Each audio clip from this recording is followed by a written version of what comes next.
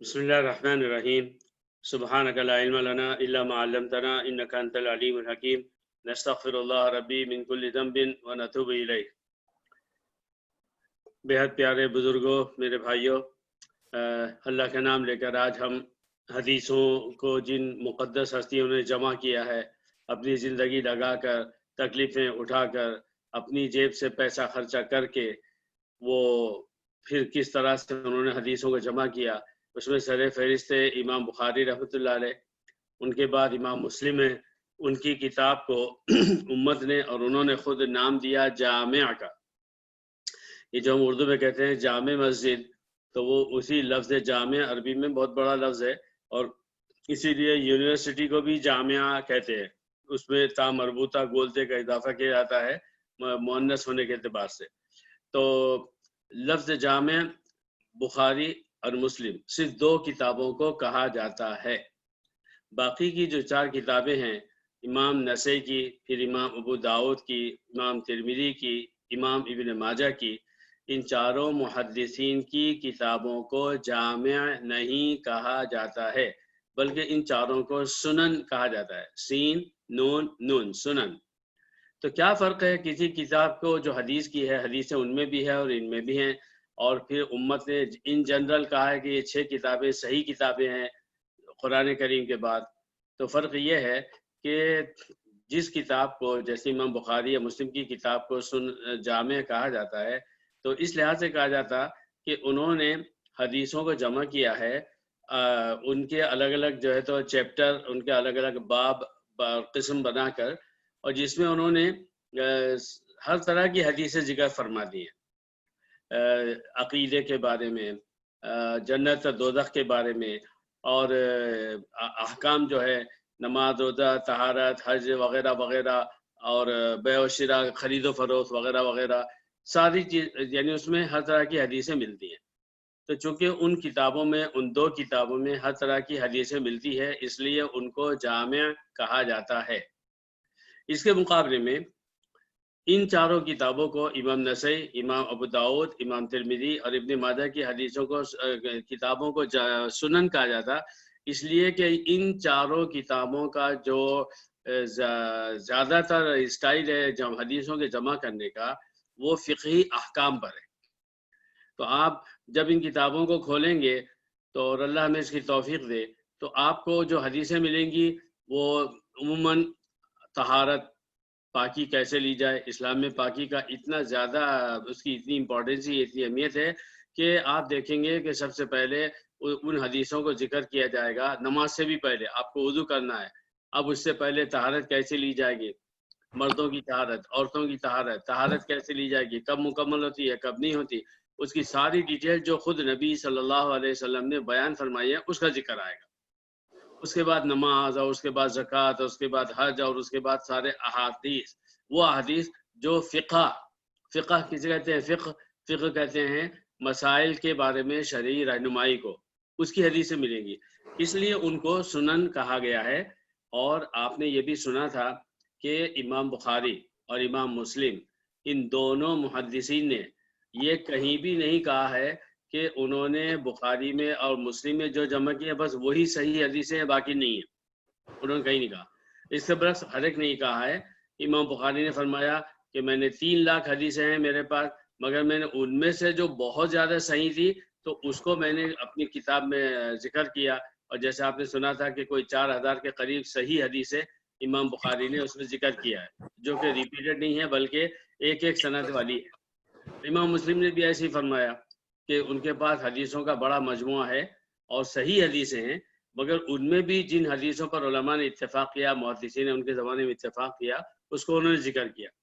تو یہ سوچنا صحیح نہیں ہوگا کہ کوئی حدیث اگر بخاری یا مسلم ہے تب تو وہ صحیح ہے، اور اگر ابو داؤد، ابن ماجہ، نسائی وغیرہ میں آئی ہے تو وہ صحیح نہیں ہے، یا وہ 2 نمبر کی ہے۔ نعوذ باللہ، ایسا مت سوچیے گا اور یہ غلط فہمی ہو جائے گی بہت بڑی، بلکہ ان کتابوں میں بھی جو حدیثیں صحیح ہیں وہ انہی ٹکر کی ہے جو کہ امام بخاری، امام مسلم کی ہے۔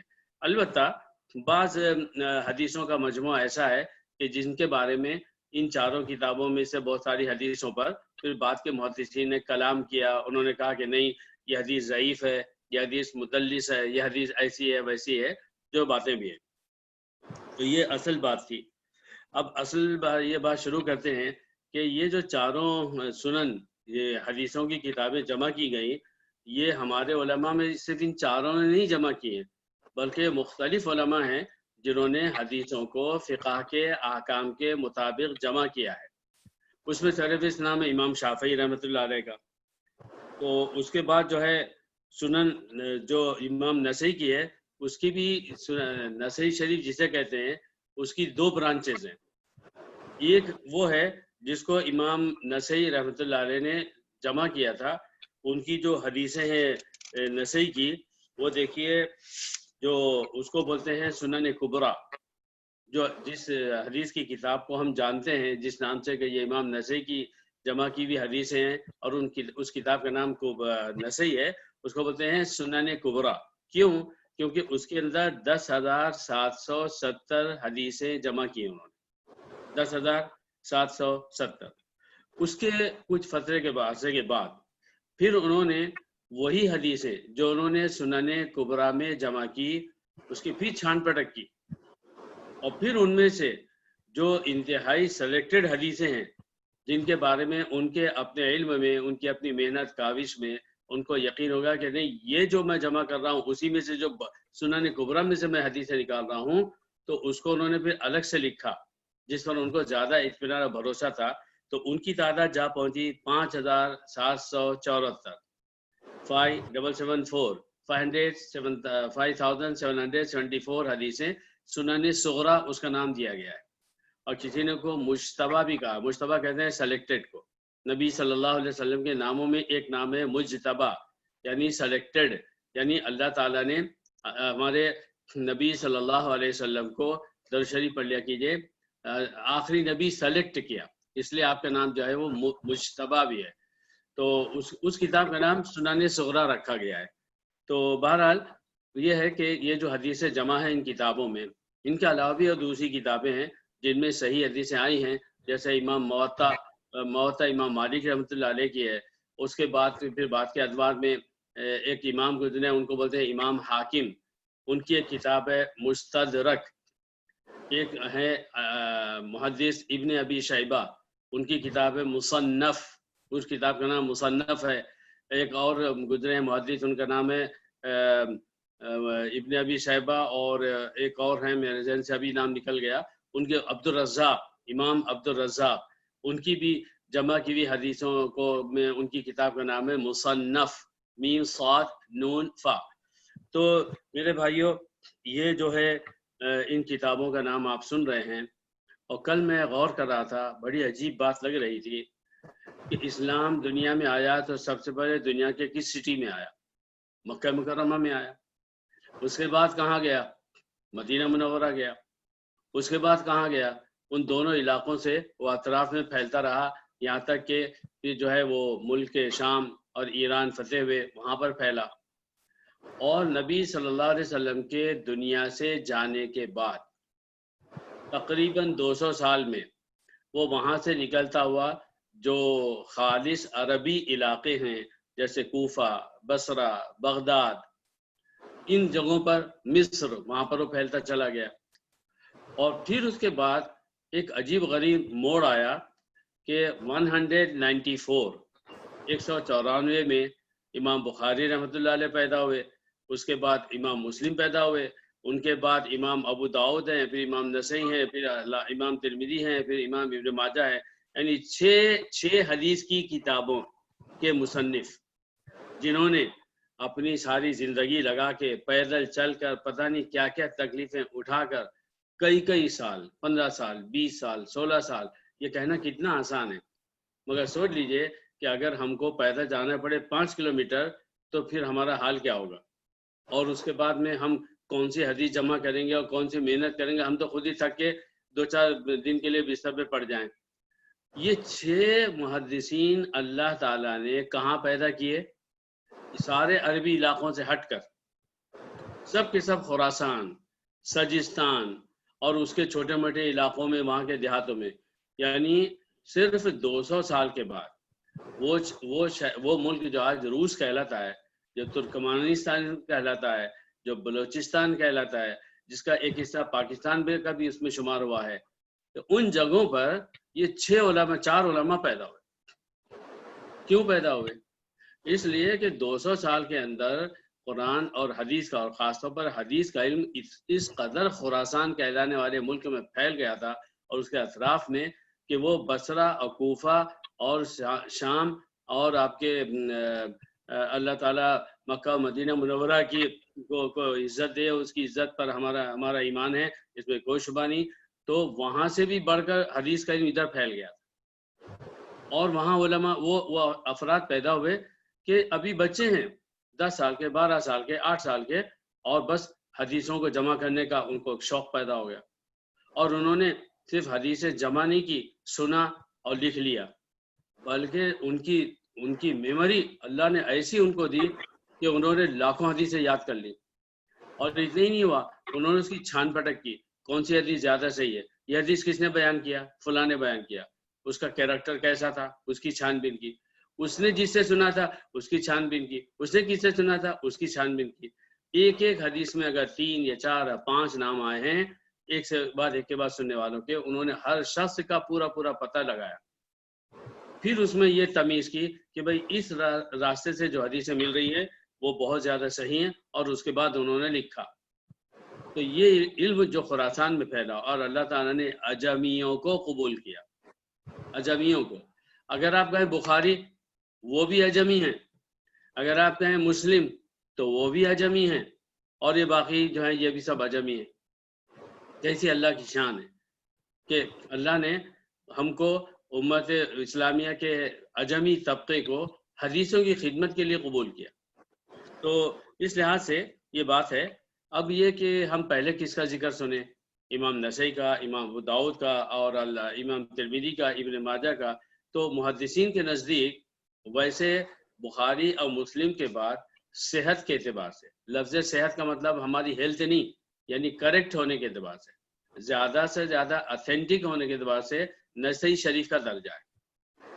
اگرچہ زیادہ تر علماء امام ابو داؤد کو امام مسلم کے بعد مانتے ہیں، مگر جو بڑے محتاط علماء ہیں جن کی نظر اس بات پر ہے کہ ہر حدیث کو سننے سے پہلے، یہ بات یاد رکھیے، بڑی ٹیکنیکل بات ہے، ہر حدیث کو سننے سے پہلے آپ کو یہ دیکھنا ہے کہ بیان کرنے والوں کا حال کیا ہے، جس کو ڈیفینیشن میں کہتے ہیں سند، اور اس کو سمجھانے کے لیے میں نے کیا ہے نیریشن، ہو از دا نیریٹر، بیان کرنے والا کس حد تک جو ہے اس کی اپنی زندگی مقبول ہے، اس کا سچا ہونا، امانت دار ہونا، اس کا دماغ کا صحیح ہونا، اور اس نے جو کہا ہے میں نے فلان سے سنا ہے اس کا ثابت ہونا، ان سب چیزوں کے اعتبار سے محتاط محدثین نسائی شریف کو پہلے ترجیح دیتے ہیں، اور نسائی شریف کے بعد جو ہے پھر امام ابو داؤد کو لیتے ہیں۔ کس اعتبار سے؟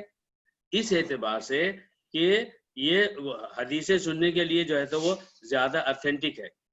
اب رہ گئی بات پیدا ہونے کے اعتبار سے، تو امام ابو داؤد امام نسائی سے پہلے پیدا ہوئے، یعنی پیدائش کا اگر لحاظ کیا جائے گا تو امام مسلم کے بعد اللہ نے جس ہستی کو پیدا کیا حدیثوں کے لیے وہ امام ابو داؤد ہیں۔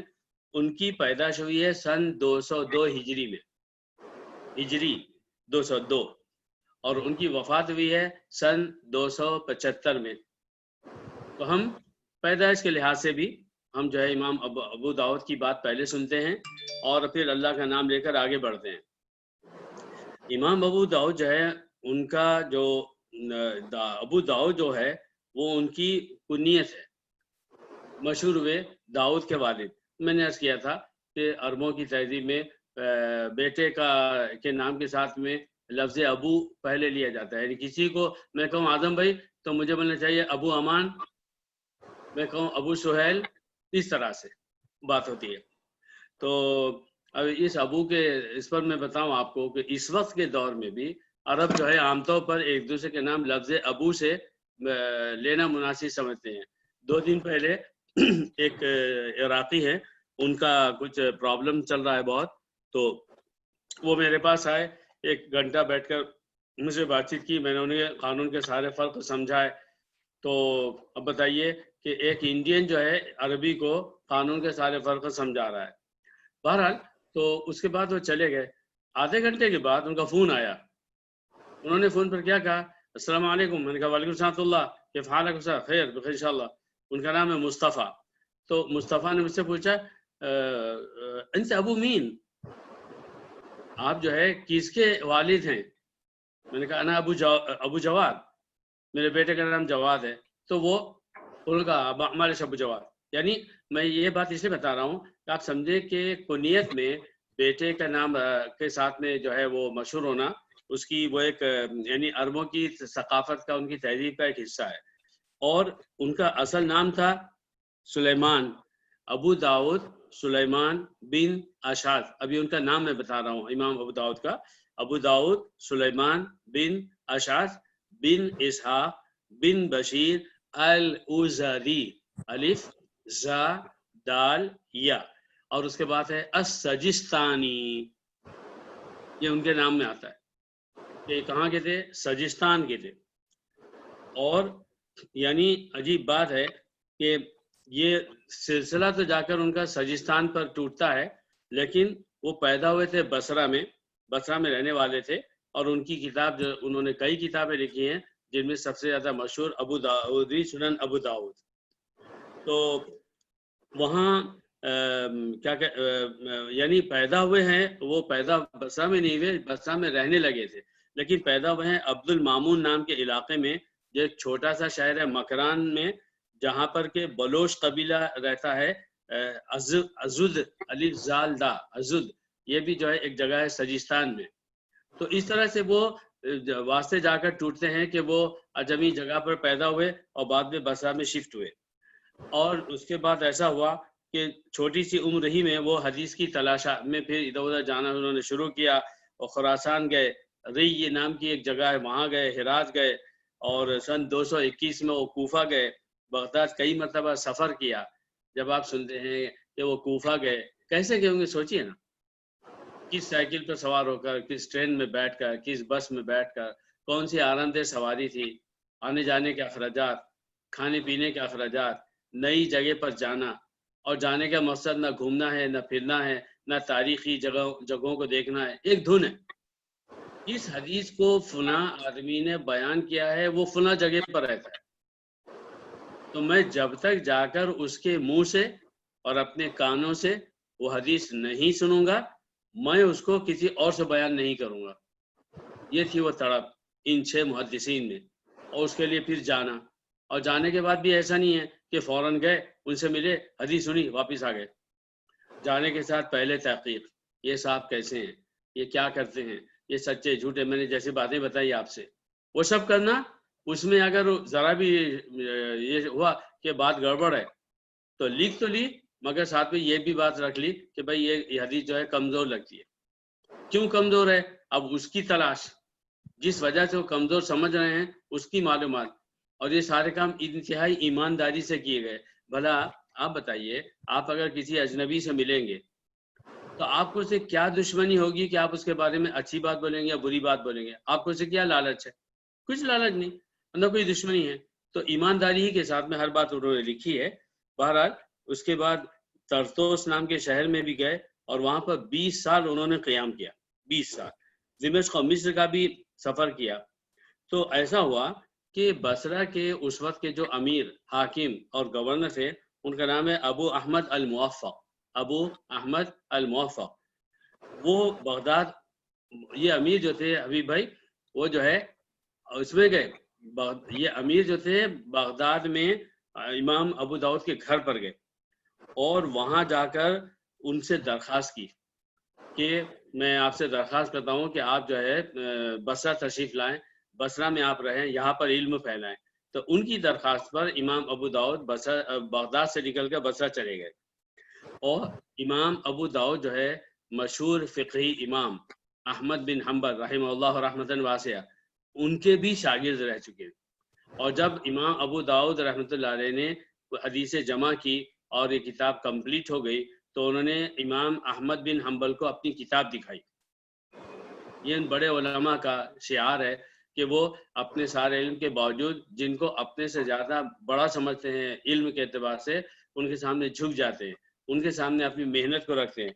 इमाम ابو داؤد نے دیکھا تو بہت پسند کیا، اور اس کے بعد میں انہوں نے جب جیسے کہ اپروول دے دیا تب انہوں نے پھر اس کتاب کو عام کیا۔ امام ابو داؤد نے اس کے علاوہ فقہ، عقیدہ اور ایک لفظ بولتے ہیں جرح و تعدیل، جیم را ہا، جرح، تعدیل، تا عین دال یا لام، یہ دو حدیث کی دنیا کے سب سے اہم الفاظ ہیں، یہ دونوں جرح و تعدیل، یعنی جو لوگ نیریٹرز ہیں، حدیثوں کے بیان کرنے والے ہیں، ان کی اصلیت کا پتہ چلانا، ان کی اتھینٹسٹی کو دیکھنا، ان کے بارے میں معلومات لینا، ان کی صحت کے بارے میں معلومات لینا، ان کی ذہانت کے بارے میں جانچ پڑتال کرنا، اور تب جا کر کسی حدیث کو آگے بڑھانا۔ اور اگر کسی بارے میں، کسی شخص کے بارے میں جو ہے کوئی بات ایسی معلوم ہے کہ جس کی وجہ سے حدیث کا ان سے بیان کرنا، لکھنا مناسب نہیں معلوم ہوتا، تو اس کو بھی بیان کرنا۔ تو اس طرح کی بات ہے۔ علامہ ابن حجر عسقلانی رحمۃ اللہ علیہ، جنہوں نے بخاری شریف کی حدیث کی وہ لکھی ہے، شرح لکھی ہے، اور ان کی شرح کا نام ہے فتح الباری۔ یہ جو علامہ ابن حجر عسقلانی رحمۃ اللہ علیہ بہت بڑے محدث گزرے ہیں، انہوں نے بخاری شریف کی جو شرح لکھی ہے، اس کا جو ایکسپلینیشن لکھا، جب عام طور پر ہر بخاری شریف کے ٹیکسٹ کے ساتھ میں لکھی ہوئی ملتی ہے، تو اس کا ان کے اس ایکسپلینیشن کا نام انہوں نے رکھا فتح الباری فی الجامع صحیح للبخاری۔ تو انہوں نے لکھا کہ یہ جو امام ابو داؤد تھے، ان کے دادا، ان کا نام تھا عمران، وہ حضرت علی کی خلافت کے زمانے میں حضرت علی کے ساتھ میں تھے، اور وہ جنگ جو ہوئی ہیں، جس میں سے ایک جنگ کا نام ہے جنگ صفین یا صفین بولتے ہیں، صفین اصل نام ہے اس کا، صفین نہیں ہے، تو وہاں پر وہ شہید ہوئے ان کے ساتھ میں، یہ بات ان کے بارے میں کہی گئی ہے۔ بہرحال وہ علاقہ جو سجستان کہلاتا ہے، اور جس کے اندر وہ جو عبد المامون نام کا ایک چھوٹا سا دیہات ہے گویا، جو کہ سجستان میں تھا، وہ سجستان، اس کا ایک بڑا حصہ اس وقت جو ہے وہ افغانستان میں شمار ہوتا ہے، اور اس کا کچھ حصہ ایران اور پاکستان میں بھی ہے۔ یہ ہے وہ سجستان اور اس کے اطراف کے علاقے، اور خراسان، جنہوں نے پوری امت کو ایک سے بڑھ کے ایک محدث عطا کیا۔ تو یہ ہوا ہے، اور یہ جو تھے امام ابو داؤد، اتنی ساری حدیثیں انہوں نے جمع کی، امت تک پہنچایا۔ تو امام ابو داؤد کی کتاب سنن ابی داؤد کی خاص بات یہ ہے کہ انہوں نے مختلف حدیثوں کے بارے میں اپنا ایک چھوٹا سا ریمارک بھی دیا ہے کہ یہ حدیث جو ہے وہ حسن ہے۔ اب آپ کو میں نے عرض کر دیا تھا کہ صحیح حدیث کسے کہتے ہیں، صحیح لذاتہ، صحیح لغیرہ، حسن لغیرہ۔ حسن حدیث وہ کہلاتی ہے کہ جس کو مختلف لوگوں نے بیان کیا، تابعین نے، مگر حسن کی بیان کرنے والوں کی تعداد صحیح کہلانے والی حدیث کی تعداد سے کم ہوتی ہے، اور روایات الگ الگ آتی ہیں، اور جا کر ایک دوسرے کو متن، اس کا جو ٹیکسٹ ہے حدیث کا، اس کو تقویت پہنچاتی ہے، تو وہ حدیث حسن کہلاتی ہے۔ تو محدثین کی دنیا میں اور آج کی دنیا میں بھی ہمارے مختلف علماء، عرب کے اور عجم کے، اگر وہ امام ابو داؤد کی کسی حدیث کو ذکر کرتے ہیں تو اس کی قوت کو بتانے کے لیے یہ بھی کہتے ہیں کہ اس حدیث کو امام داؤد نے حسن کے درجے کا مانا ہے۔ تو ہمارے آج کے علماء بھی اگر کسی حدیث کو ذکر کریں اور اس بنیاد پر کسی مسلک کی تائید کریں یا فقہ کی کوئی بات کہیں، اور اس میں جب یہ کہتے ہیں کہ امام ابو داؤد میں حدیث آئی ہے اور امام ابو داؤد نے اس کو کہا کہ حدیث حسن ہے، تو اس کہنے کا ایک بڑا اثر ہوتا ہے۔ اچھا، خود امام ابو داؤد نے یہ فرمایا کہ ایک تو یہ بات ہے کہ اس میں ابو داؤد میں 4800 کے قریب حدیثیں جمع ہیں، اور اس میں اس کو امام ابو داؤد نے فرمایا کہ میں نے اپنی 15-20 سال کی محنت میں 5 لاکھ حدیثیں جمع کی۔ 5 لاکھ حدیثیں کیا مطلب ہے؟ 5 لاکھ افراد سے مل مل کر ان کو چھان پھٹک کر میں نے جمع کی، مگر اس میں سے 4800 حدیثیں میں نے جمع کی، اور اس 4800 کی گنتی میں بھی بعض علماء کہتے ہیں کہ 4000 حدیثیں ہیں جو انہوں نے اپنے نزدیک آخری درجے کی صحیح سمجھ کر ابو داؤد نامی کتاب میں اس کو لکھا ہے۔ اور جو 4000 حدیثیں لکھی ہیں، تو اس کے بارے میں بھی یہ روایت ہے کہ جو حدیثیں میری نظر میں سب سے زیادہ صحیح تھی، ان حدیثوں کو میں نے لکھا ہے ابو داؤد میں اپنی کتاب میں، اور یہ بھی فرمایا کہ کسی حدیث کے بارے میں اگر میں کہہ دوں کہ وہ حسن ہے تو اس کا مطلب ہے کہ وہ اتنے درجے کی صحیح ہے، اور اگر کسی حدیث کے بارے میں نے کوئی بھی جو ہے ایکشن ری ایکشن نہیں لکھا، میں نے اس کے بارے میں کوئی کمنٹ نہیں لکھی ہے، تو اس کو سمجھ جائے کہ وہ جو حدیث ہے وہ حسن کے درجے کی ہے۔ اور یہ بھی کہا جاتا ہے ان کے بارے میں کہ میں نے جو حدیثیں جمع کی ہیں تو جن کے بارے میں نے کوئی بات نہیں کہی ہے تو وہ جو حدیث حسن کے درجے کی ہے، تو اس بات کو علامہ ابن کثیر رحمۃ اللہ علیہ نے، علامہ ابن کثیر جو بہت بڑے محدث ہیں، بڑے مفسر ہیں، ان کی کتاب ہے اختصار علوم الحدیث، اختصار علوم الحدیث، اس کتاب میں علامہ ابن کثیر نے جو جملہ امام ابو داؤد کی طرف منسوب کیا کہ جس کی حدیث کے بارے میں نے کوئی کمنٹ پاس نہیں کیا ہے تو وہ حسن کے درجے کی ہے، تو اس بات کو لکھنے سے پہلے علامہ ابن کثیر رحمۃ اللہ علیہ نے اپنی کتاب اختصار علوم الحدیث میں لکھا ہے وَيُرْوَى، اور روایت کیا جاتا ہے۔ ایک ہے آپ عربی میں بولے روا، انہوں نے بیان کیا، اور ایک ہے کہا جائے یُرْوَى، ان کی طرف یہ بات منسوب کی جاتی ہے، دونوں میں زمین آسمان کا فرق ہے۔ تو محدثین کی دنیا میں جب بولا جاتا ہے لفظ یُرْوَى تو اس کو بولتے ہیں یہ صیغہ تمریض ہے، تا میم را یا ضاد، تمریض۔ تمریض کے لفظ میں سے آپ تے کو نکال دیجئے تو کیا بچا؟ مریض۔ مریض کسے کہتے ہیں؟ بیمار کو۔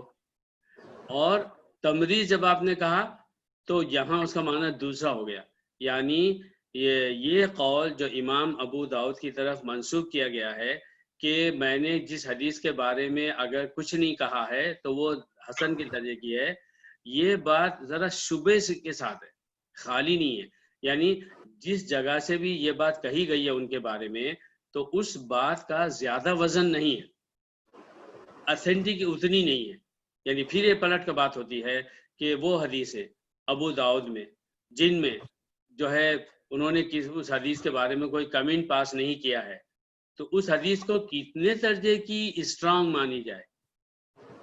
اگر جو قول ان کی طرف منسوب کیا گیا ہے کہ اگر میں نے کوئی کمنٹ پاس نہیں کیا تو وہ جو ہے حسن کے درجے کی ہے تو بہت بڑی بات ہو گئی، مگر خود اس بات کو جو ان کے بارے میں کہا گیا ہے تو اس کے بارے میں بھی امام ابن کثیر نے لفظ یُرْوَى استعمال کیا، یعنی صیغہ تمریض، یعنی ڈاؤٹ فل ہے، اس طرح کی بات سمجھ میں آتی ہے۔ بہرحال یہ تھے ہمارے امام ابو داؤد رحمۃ اللہ علیہ، اور اللہ تعالیٰ نے ان کو اتنا زیادہ یا تو قبول کیا اور وہ حدیث ہمارے سامنے آئی ہیں۔ اور اس کے بعد ہم لے لیتے ہیں، اس کے بعد جو ہے ایک اور امام کو، امام نسائی رحمۃ اللہ علیہ کو، ان کو بھی لے لیتے ہیں آج کی محفل میں۔ اور امام نسائی کی کتاب کی بھی بڑی اہمیت ہے، جیسے کہ میں نے آپ سے عرض کیا کہ امام نسائی نے بہت ساری کتابیں لکھی ہیں، مگر جب انہوں نے صرف حدیثیں جمع کی جو ان کی نظر میں صحیح تھی مگر انہوں نے مزید تحقیق نہیں کی تھی تو اس کی تعداد پہنچی 10,770، اور پھر جب انہوں نے اس کا پھر سے جائزہ لیا، پھر حدیثوں کو شمار کیا تو پھر اس کی تعداد ہوگی 5,774، جس میں زیادہ حدیثیں ہیں اسے کہا جاتا ہے سنن کبریٰ، اور جس میں کم حدیثیں ہیں جو سلیکشن کے بعد پھر دوبارہ ری سلیکٹ کی گئی ہیں تو اسے کہا جاتا ہے سنن صغریٰ، اور چونکہ اس کو ری سلیکٹ کیا گیا تھا لہذا اس کا نام بھی علماء نے کہا مجتبیٰ ہے، یعنی سلیکٹڈ ہے۔ تو امام نسائی رحمۃ اللہ علیہ، ان کا نام تھا ابو عبد الرحمن، یہ بھی پہلا لفظ ابو عبد الرحمن جو ہے وہ کنیت ہے ان کی، آدم بھائی کو بھی ہم ابو عبد الرحمن کہہ سکتے ہیں، اللہ آپ سب کی عمر میں برکت دے۔ تو ابو عبد الرحمن ان کا اصلی نام ہے احمد بن شعیب بن علی بن سنان بن بحر بن دینار النسائی۔ اب یہ جو نسائی ہے یہ بھی جو ہے نسا، نون سین الف، یہ نسا نام کا ایک شہر ہے، یہ بھی خراسان ہی میں ہے، پہلے خراسان میں تھا، اب وہ ترکمانستان میں اس شہر کو مانا جاتا ہے۔ تو یہ ہمارے امام نسائی رحمۃ اللہ علیہ بھی پیدا ہوئے सन 215। इमाम अबू दाऊद कब पैदा हुए? सन 202 में। इमाम नसई कब पैदा हुए? सन 215 में। और आपकी वफ़ात, इमाम नसई की जो वफ़ात है वो 303 हिजरी में हुई। मैं जब इन मुहद्दिसीन के पैदा होने का जिक्र करता हूँ और जब उनकी वफ़ात का जिक्र करता हूँ, तो मेरे भाइयों, हमारे ज़माने की जो आजकल की बहुत बड़ी मुसीबत है कि हनफी फ़िक़ा को नाम रखें और इमाम अबू हनीफ़ा पे ज़बान लंबी करें, तो मैं इसलिए मजबूरन अपने भाइयों को ये बात बार बार याद दिलाना चाहता हूँ कि सोचिए कि इमाम अबू हनीफ़ा कब पैदा हुए। अक्सर ने कहा है कि वो 70 में पैदा हुए थे और बाद ने कहा है कि वो 80 में पैदा हुए थे और उनकी वफ़ात सन 150 में हो चुकी थी। जबकि मुहद्दिसीन के सबसे बड़े इमाम बुखारी रहमतुल्लाह अलैह हमारी सर आंखों पर हैं, वो उनकी पैदाइश है 194 की, यानी इमाम अबू हनीफा की वफ़ात के तकरीबन 44 साल के बाद। और ये जितने हम मुहद्दिसीन का नाम सुन रहे हैं तो उसमें आप देख रहे हैं कि उनकी पैदाइश जो है वो उसके बाद ही होती जा रही है। तो मेरा सवाल यही है कि जिन लोगों से इमाम अबू हनीफा ने हदीसें सुनी और उसकी बुनियाद पर फ़िक़्ह हनफी की बुनियाद रखी, वो सारे हदीसों को बयान करने वाले इन तमाम जलीलुल क़दर मुहद्दिसीन का पैदा होने से पहले ही इंतकाल कर चुके थे। आप तसव्वुर ही नहीं कर सकते कि किसी की उम्र जो है 150 साल हुई होगी उस ज़माने में, 100 भी नहीं कह सकते आप। तो इस लिहाज से ये सवाल ही गलत होगा कि फ़िक़्ह हनफी के बारे में कोई हदीस मुस्तनद, ख़ासतौर से इख्तलाफी मसाइल में, वो बुखारी में क्यों नहीं, मुस्लिम में क्यों नहीं और फला जगह पर क्यों नहीं? उसकी वजह यही थी कि जिन लोगों से इमाम अबू हनीफा ने सुना और अपने फ़िक़्ह की बुनियाद रखी, वो तो दुनिया से जा चुके।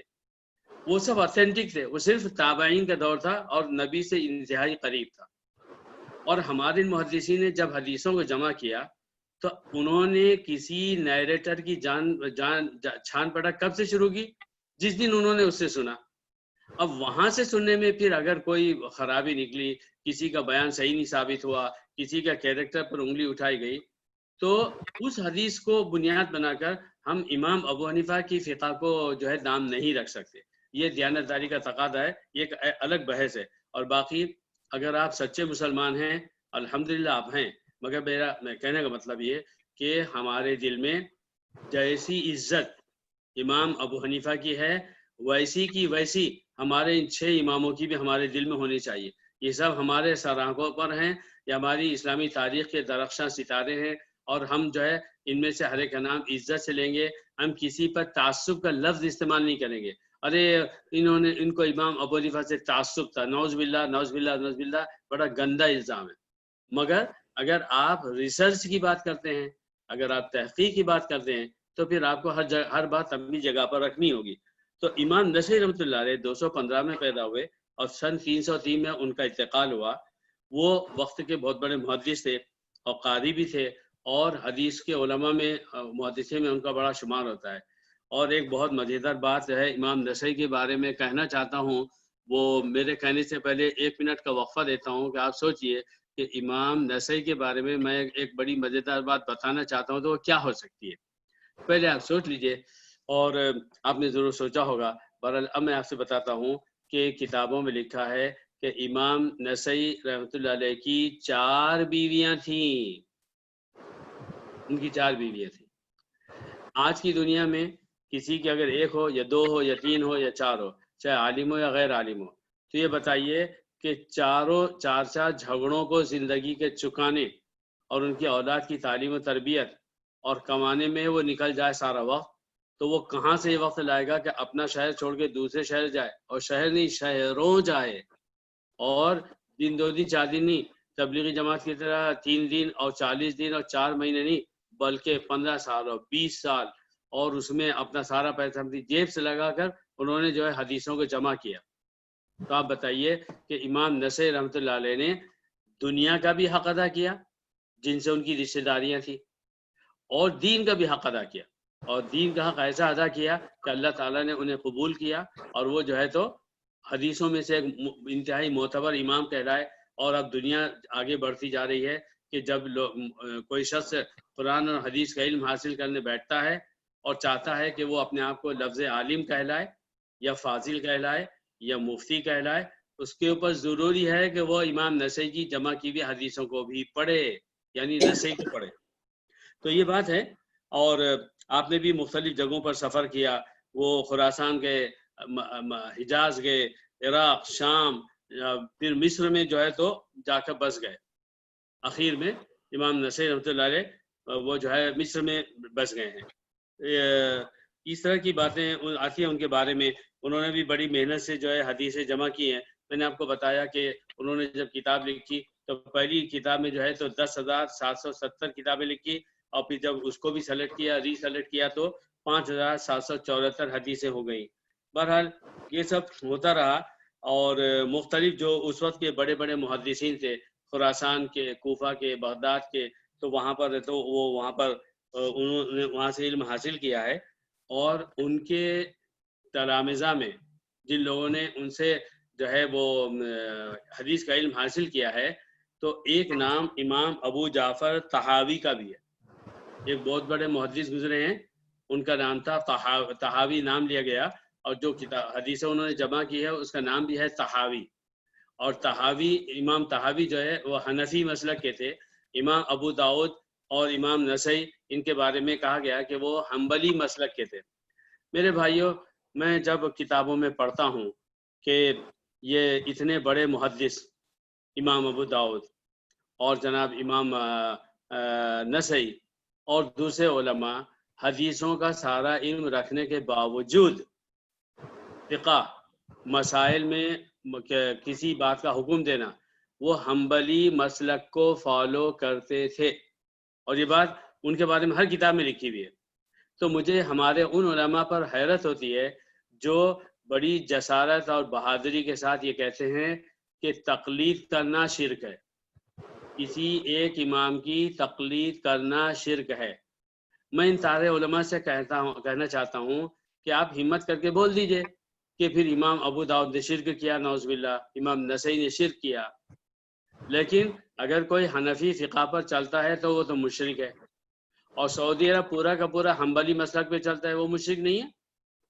اور یہ عرب علاقے عام طور پر ہمارے گلف کنٹریز کے، وہ زیادہ تر جو ہے امام مالک کی فقہ پر چلتے ہیں، پھر وہ مشرک ہیں. اور مصر میں کہ بڑے بڑے علماء ازہر کے، وہ امام شافعی رحمۃ اللہ علیہ کی فقہ پر چلتے ہیں، کیا وہ شرک ہے؟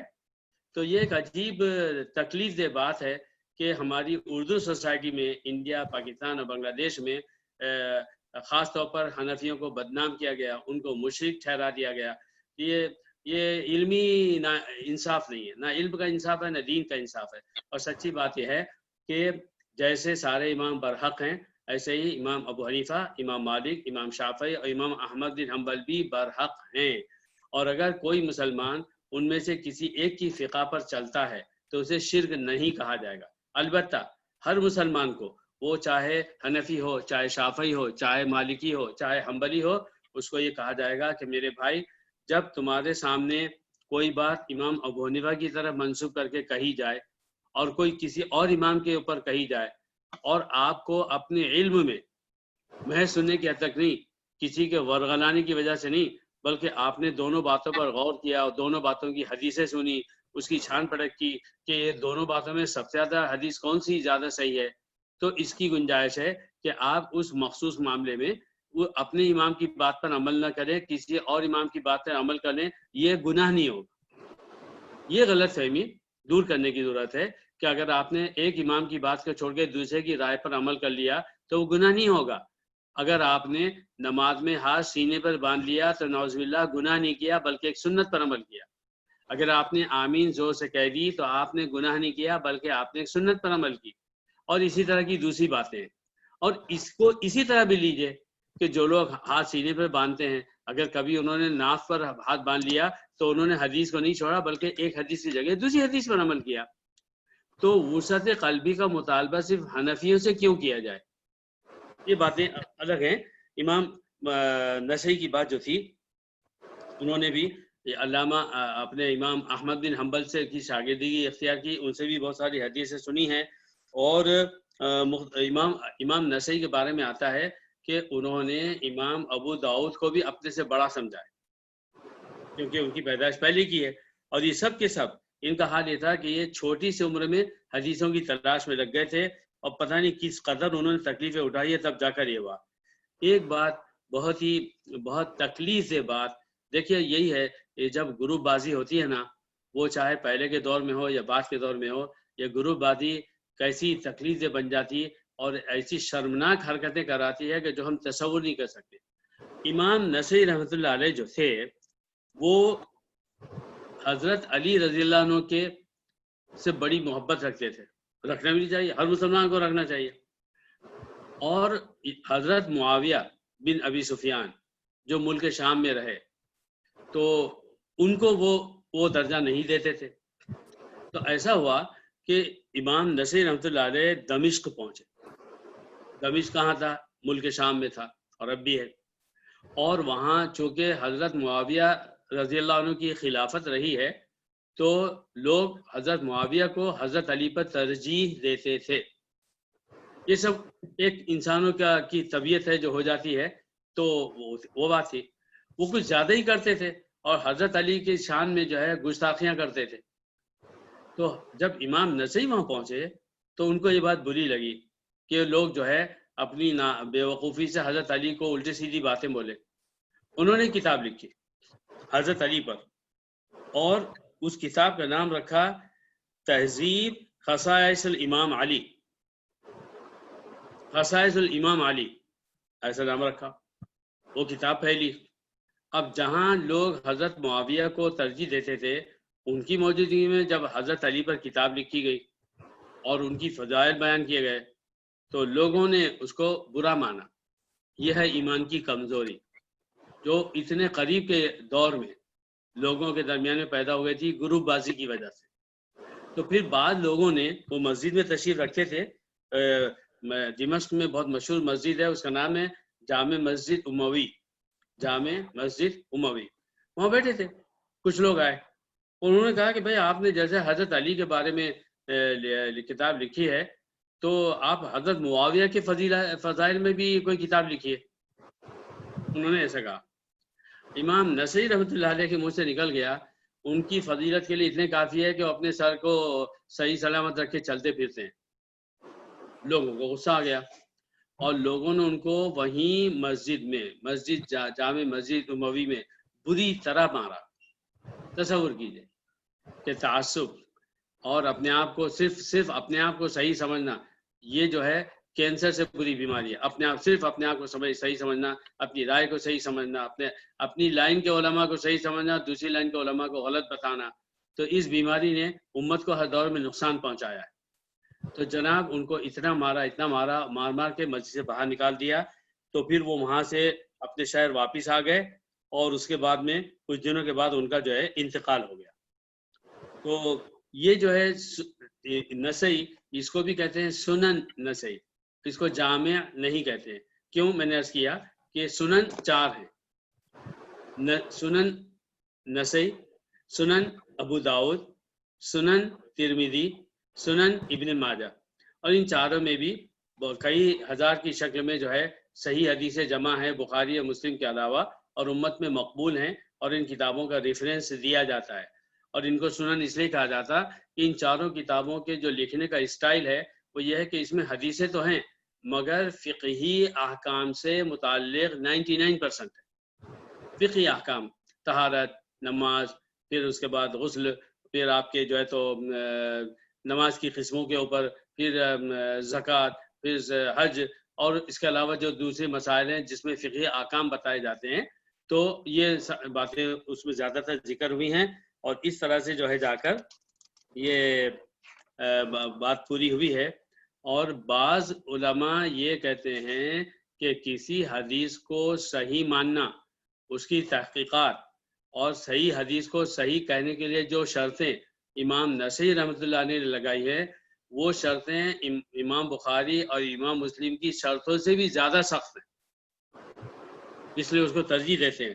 بہرحال اصل بات یہی ہے، دیکھیے کہ ہمارے ان علماء نے محنت کی، زندگی لگائی، پیسہ لگایا، اور ایک ایک حدیث کی چھان پھٹک کر کے ان کو جمع کیا، ہم تک پہنچایا۔ اب اللہ کرے کہ ہماری امت جو ہے ان کتابوں کا صرف نام نہ لے بلکہ ان سے کام بھی لے، ان کو پڑھے اور ان حدیثوں پر عمل کرے اور حدیثوں سے محبت ہو، اور ہم بھی اس بات کی تلاش میں رہیں کہ بھئی زیادہ تر صحیح حدیثیں کون سی ہیں اور ان صحیح حدیثوں پر عمل کریں، اور اگر کسی بھی دوسرے مسئلہ کی کوئی بات اگر ہم کو ایسا لگے کہ وہ کمزور حدیث پر ہے تو یہ کمزور یا صحیح ہونا ان پر چھوڑیں، ہمارے دل میں ہر ایک کا احترام ہو، اور اس کے ساتھ ساتھ ہم جو ہے ہر سنت پر عمل کرنے کے لیے جو بھی فقہی مسئلہ ہے اس میں جو ہے اس بات پر بھی عمل کر لیں کہ چلو کبھی ایسا ہے تو کبھی ویسا بھی کر لیں گے، تاکہ ہر حدیث پر عمل ہو جائے۔ اللہ تعالیٰ ہمیں عمل کرنے کی توفیق عطا فرمائے۔ اور اس کے ساتھ ہی میں اپنا درس ختم کرتا ہوں، اور انشاءاللہ پھر اگلی مجلس میں ہم دو دوسرے اماموں کا نام لیں گے، امام ترمذی اور امام ابن ماجہ۔ صلی اللہ علی النبی الکریم۔ دعا فرما دیجیے مولانا۔ جی اچھا، دعا سے پہلے ہمارے ہمارے جو بھائی ہیں، کیا نام ہے ہمارے، دعا ہوگی تو دعا ہونے کے بعد ہم ریکارڈنگ بند کر دیں گے، تو پھر گفتگو کریں گے، نہیں تو وہ ریکارڈنگ میں آ جائے گی۔ اللهم صل على سيدنا شفينا حبيبنا مولانا محمد وعلى آل محمد كلما ذكره الذاكرون وكلما غفل عن ذكر الغافلون. اللهم يا ربنا أنت الواحد الأحد الصمد الذي لم يلد ولم يولد ولم يكن له كفوا أحد، وأنت الرحمن الرحيم وأنت الغفور الرحيم، يا ودود يا ذو العرش المجيد، يا فعال لما يريد، يا من خلق السماوات والأرض وما بينهما، يا من خلق الشمس والقمر دائبين وسخر لنا اللیل والنہار۔ اے اللہ، تو ہی دنیا کا پیدا کرنے والا، تو ہی دنیا کا چلانے والا ہے، تو ہی سارے انسانوں کا، ہر وہ چیز جو ہمیں نظر آتی ہے اور جو نظر نہیں آتی ان سب کا خالق تو ہی ہے، تیرے ساتھ کوئی شریک نہیں۔ اے اللہ، ہم تیری وحدانیت پر ایمان لاتے ہیں، اور اللہ تیری ذات اور صفات میں تجھے اکیلا سمجھتے ہیں۔ تیری توفیق سے اور تیری تقدیر کے بنانے سے اللہ تو نے ہمیں کسی مسلم گھرانے میں پیدا کیا، اور تو نے ہمیں دین کی محبت عطا کی، اور اللہ ہم کو اس عمر میں ان حالات میں ایک دوسرے کے ساتھ جمع کیا، اور اللہ پہلے حبیبی بھائی نے اس کا بیڑا اٹھایا، اپنے گھر کو اللہ تیرے درس سے، قرآن کے درس سے، حدیثوں کے درس سے سجایا، پھر اللہ تو نے ہمارے آدم بھائی کو، تیرے بندے کو قبول کیا، انہوں نے اس سلسلے کو آگے بڑھایا، اور ہم جو ہے دور بیٹھے ہوئے بھی ایک دوسرے سے تیرے دین کی بات سنتے ہیں۔ اے اللہ، ہمارے تمام بھائیوں کو اور ہمارے جو بھائی اس وقت شریک ہیں ان کو، اور جو شریک نہیں ہیں مسلمان ہیں اور اب ہماری طرح ہم سے زیادہ دین کا کام کر رہے ہیں، چاہے بول کر، چاہے لکھ کر، اور چاہے الیکٹرانک ذرائع کو استعمال کر کے، اے رب العالمین ان سب کی ان محنتوں کو اور ہماری محنتوں کو قبول فرما، اس میں ہمیں اخلاص عطا فرما۔ اے اللہ، حدیثوں سے محبت عطا فرما، نبی صلی اللہ علیہ وسلم سے سچی محبت عطا فرما، ہمارے نبی صلی اللہ علیہ وسلم کی ہر بات پر عمل کرنا آسان فرما۔ اے اللہ، ہمارے ان محدثین نے اپنی جان لگائی، ایمان لگایا، اور اللہ تبھی جا کر اللہ تیرے نبی کی اتنی حدیثیں ہم تک پہنچی، ان کی اللہ قبروں کو نور سے بھر دے، اور اللہ ان جنت میں اعلیٰ سے اعلیٰ درجہ عطا فرما۔ اے رب العالمین، اگر آخرت میں تیرا فیصلہ یہ ہو کہ ہم جنت میں جائیں، اے اللہ ہم اس کی بھیک مانگتے ہیں، تو اللہ ہمیں نبی محمد صلی اللہ علیہ وسلم کی زیارت ہو، اور خلفائے راشدین کی زیارت ہو، اور تمام علماء کی، اور ہماری امہات المومنین کی زیارت ہو، اور ان کی خدمت میں سلام پیش کریں، اور اللہ تمام نیک لوگوں سے ملاقات کریں۔ اے اللہ، اس کا موقع ہمیں عطا فرما، جنت میں جانے والے اعمال عطا فرما، جنت میں جانے والے کام ہمیں عطا فرما۔ اے اللہ، ہماری اس مجلس میں اور کسی مجلس میں، دینی مجلس میں اگر سننے والوں سے یا کہنے والے سے کوئی غلطی، کوئی بھول چک ہوتی ہے، اے اللہ ہم سب انسان ہیں، ہماری خطاؤں کو دور فرما، ہم کو، ہمارے گھر والوں کو صحت اور عافیت عطا فرما، ہماری نسلوں کو تمام قسم کے شرک، کفر اور بدعت اور ہر زمانے کے فتنوں سے بچا۔ اے اللہ، خاص طور سے ہماری نسلوں میں پیدا ہونے والے تمام لڑکوں اور لڑکیوں کی دینی حالت کی حفاظت فرما، اخلاقی حالت کی حفاظت فرما، زمانے کے ہر شر سے اس وقت کی نسل کے اللہ حفاظت فرما۔ اے رب العالمین، ہر مسلمان کی حفاظت فرما، دنیا کے تمام مسلمانوں کی کرونا بیماری سے اور اس کے علاوہ ہر وہ بیماری جو ان کی جان یا ان کے مال یا ان کے دین کے لیے نقصان دہ ہے، اسے حفاظت فرما۔ اے اللہ، جیسے جسم کی بیماریوں سے ڈرتے ہیں، اے اللہ ایسے ہمیں روحانی بیماری سے بھی ڈرنے کی توفیق عطا فرما۔ اے اللہ، ہماری ان دعاؤں کو اور دنیا کے تمام مسلمانوں کی ہر جائز دعا کو اپنے فضل و کرم سے قبول فرما۔ وصلی اللہ تعالی علی خیر خلقی محمد وعلی آلہ وصحبہ اجمعین برحمتک یا ارحم الراحمین۔